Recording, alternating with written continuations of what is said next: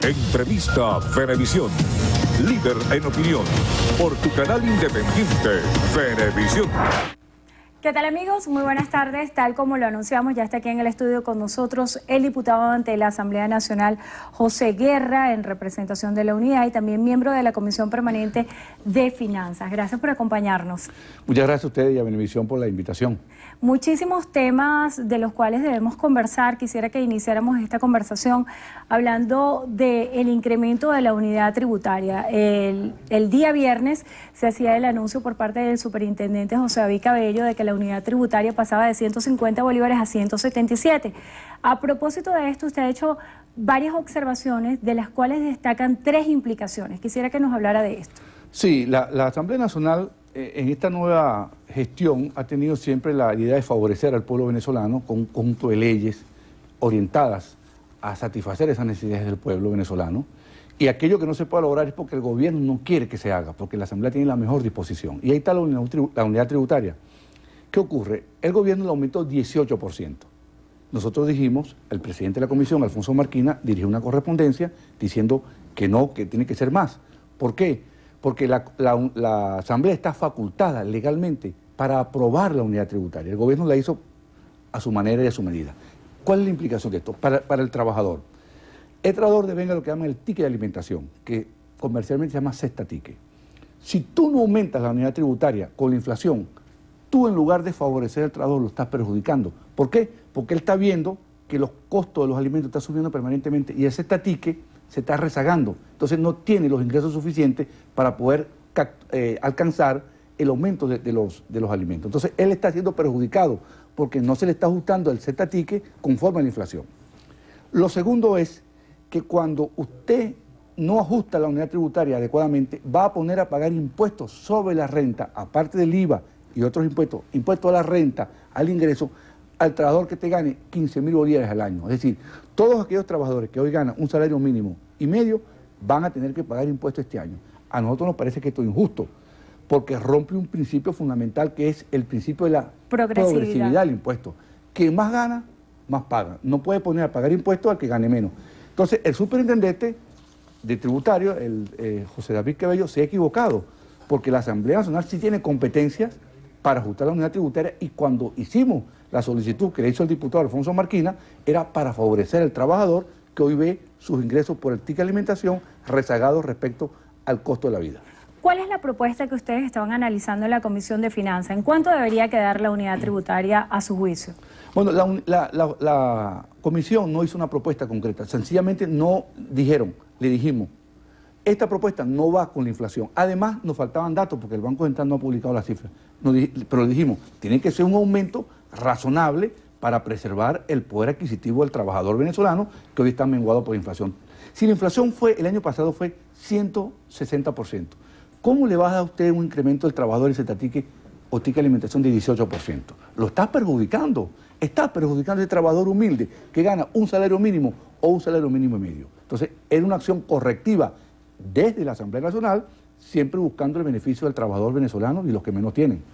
Hablando de lo que sucedió la semana pasada, tras conocerse la sentencia del Tribunal Supremo de Justicia que vuelve vigente el decreto de emergencia económica, escuchamos un pronunciamiento oficial por parte de la directiva del Parlamento en la voz del presidente Henry Ramos Ayub, que decía que iban a acudir a otras instancias a formular una denuncia. ¿Qué mecanismos están pensando activar en este sentido? ¿Van a acudir a qué instancias? Mira, yo le puedo decir lo siguiente, yo tuve bajo mi dirección el análisis del decreto, y en este mismo programa de Venevisión, en este canal, analizamos el decreto. El decreto, el gobierno no le hacía falta el decreto, porque lo tiene todo, tiene todas las leyes, tiene todo el poder. Y la Asamblea Nacional dictaminó que no hacía falta el decreto, y por eso fue que no lo aprobamos. Además, porque había tres cosas muy peligrosas allí. ¿Cuáles serían esos tres puntos que ustedes consideran que son muy peligrosos? Uno es el artículo número 4, que establece la posibilidad de un corralito, que tú vas a cambiar un cheque por 50 millones de bolívares en un banco y no te lo cambien, como pasa ahorita porque no hay efectivo.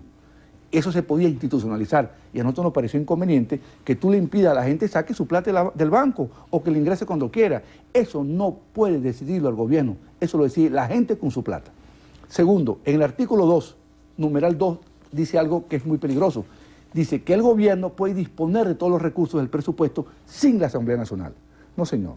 La Asamblea Nacional, por Constitución, está hecha para controlar al gobierno, para que no gaste lo que no tiene. Entonces, si tú le quitas esa potestad a la Asamblea Nacional, bueno, la estás anulando, la estás eliminando de los hechos. Y el otro artículo era el número 2, numeral 8 y 9, donde dice, el gobierno requerirá a las empresas que aumenten la producción. Aquellas que no lo hagan estarán sujetas a que le quiten los camiones, a que le quiten los almacenes, a que le quiten los medios de producción. Nosotros es un riesgo muy grande, poner la vida de las empresas en manos del gobierno. Las empresas tienen que ser manejadas por quien sepa de eso. Y ya la experiencia con las expropiaciones fueron suficientes porque las empresas que fueron expropiadas todas están quebradas. Entonces, bajo esos 3 criterios, nosotros dijimos, así no se puede aprobar este decreto. Le dijimos al gobierno, no solamente que le dijimos, sino que además le propusimos, por lo menos en el informe que elaboramos, que yo dirigí, el informe tiene 42 páginas y 6, 7 páginas están dedicadas a propuestas para salir de la crisis. Porque nosotros pensamos que tenemos que ser propositivos y no criticar nada más. Mira, y le hemos dicho al gobierno, hay que unificar el tipo de cambio, hay que hacer una política monetaria para bajar la inflación, hay que estimular la producción, le entra por aquí y le sale por aquí.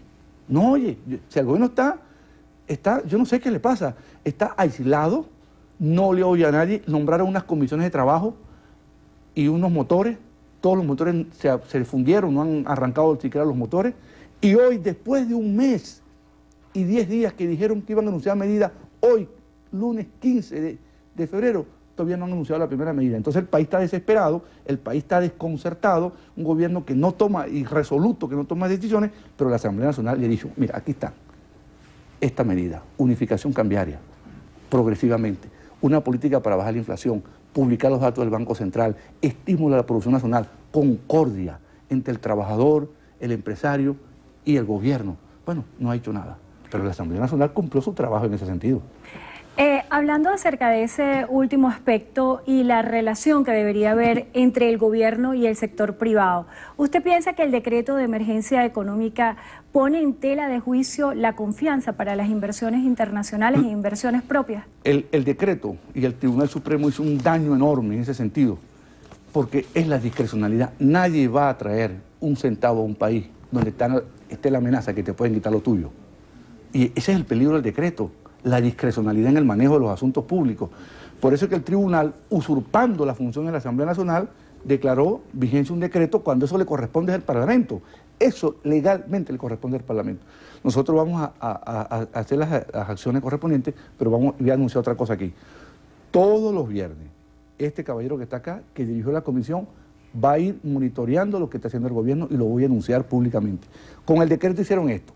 Con el decreto hicieron esto, dejaron de hacer esto, para que el pueblo venezolano sepa para qué fue el decreto. Porque si el decreto es nada más que para hacer fanfarronería y al final no hacer nada, entonces ¿para qué se lo dieron? Entonces nosotros estamos obligados a informarle a este pueblo venezolano que nos eligió como su representante qué es lo que el gobierno está haciendo. Y ojalá que Dios ilumine al presidente Maduro, que está un hombre desconcertado, nervioso, y adopte un conjunto de medidas. Hace falta, el país está paralizado. Yo acabo de pasar aquí en la ciudad de Caracas, por la Plaza Venezuela, hay un abasto llamado Bicentenario, que es un abasto, la cola es de más de 2 kilómetros para comprar un paquete de harina de maíz, por favor, 1 litro de aceite, una lata de leche. ¿Hasta cuándo vamos a tener este pueblo venezolano nosotros en esta situación? Y de la Asamblea Nacional hemos propuesto un conjunto de acciones, pero que el pueblo entienda, la Asamblea puede proponer, la Asamblea puede sugerir, pero no está en manos de la Asamblea la ejecución de la medida. Eso le corresponde al gobierno. La buena voluntad la tenemos para colaborar, pero el gobierno también tiene que poner algo de su parte. Diputado, usted hacía referencia a que se siguen esperando anuncios por parte del presidente de la República que a su juicio no han ocurrido. ¿Qué anuncios son los que deberíamos estar esperando? Bueno, si yo estuviera en mis manos asesorar al gobierno o fuese el presidente, lo primero que anuncio es lo siguiente. Primera medida del gobierno. De ahora en adelante, se respeta en Venezuela la propiedad privada, la pequeña, la grande y la mediana, de manera que nadie tenga temor de traer sus capitales a Venezuela para invertir. Segunda medida, voy a desmontar el control de cambio porque es un foco de corrupción y vamos a ir gradualmente unificando las tasas de cambio. Una tasa de cambio oficial a un tipo de cambio determinado, 40, 50, 100 bolívares, un mercado libre y las dos tasas van a converger en el tiempo. Y se acaba la corrupción, este problema con los dólares. Tercera medida, le ordeno al Banco Central de Venezuela que haga una política para bajar la inflación. Es decir, el Banco Central no va a seguir financiando de manera desordenada el déficit fiscal. Cuarta medida, presento un programa que me permita captar inversión extranjera y captar financiamiento externo. Si no hay financiamiento externo, no hay solución. Sobre todo aquí a dos grandes problemas que tenemos ahorita. Uno, la luz y el agua.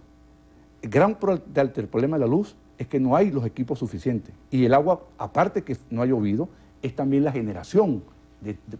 Porque tenemos el globo terráqueo es 70% agua. Nosotros tenemos aquí La Guaira, el mar inmenso, en todas las costas de Venezuela y no tenemos agua. Bueno, plantas para desalinizar el agua y hacerla potable para el consumo humano. Esas son inversiones. Bueno, ahí están unas propuestas para el gobierno.